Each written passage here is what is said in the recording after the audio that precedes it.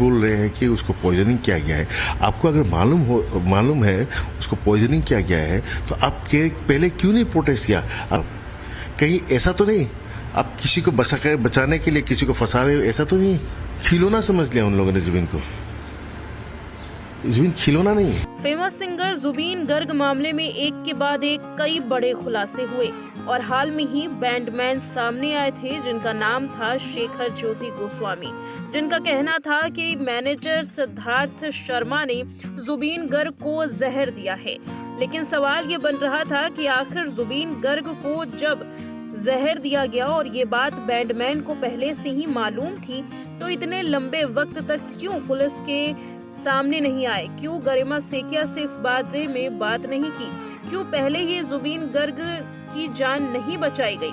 ये ऐसे सवाल थे जो बैंडमैन पर उठाए जा रहे थे और अब इसी सिलसिले में असम फिल्म इंडस्ट्री के डायरेक्टर राजेश भोवाल सामने आए हैं। एक फेमस डायरेक्टर असम के राजेश भोवाल, जिनका कहना था कि आखिर इसमें शेखर ज्योति गोस्वामी जो इस वक्त लाइमलाइट लूट रहे हैं, आखिर उस वक्त कब थे जब जुबिन का निधन हुआ था या जुबिन जिंदा थे जब उन्हें बचाया जा सकता था?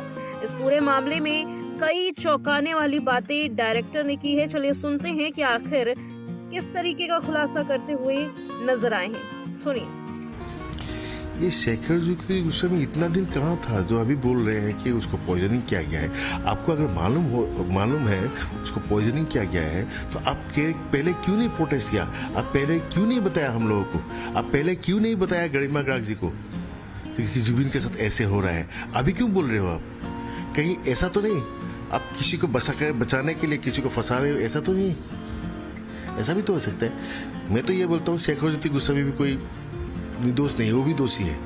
वो भी था साथ में, वो भी था, अमृत पापा मानते भी था, सिद्धार्थ शर्मा भी था, सब लोग दोषी है। श्याम कानू मानते भी दोषी है।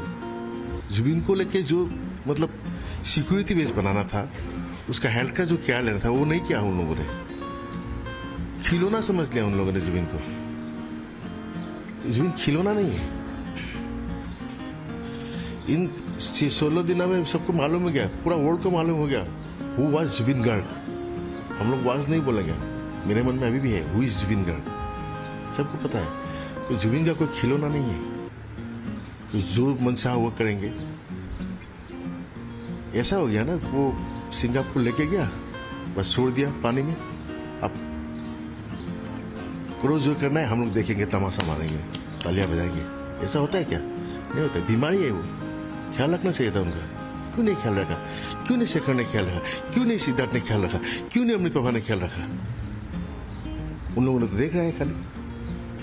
तो एसआईटी के ऊपर, न्यायपालिका पर पूरा विश्वास है, न्याय जरूर मिलेगा जुबिन को, और पूरा असमवासी को विश्वास है न्याय मिलेगा। और हम लोग न्याय के लिए रुक रहे हैं, न्याय होना ही पड़ेगा।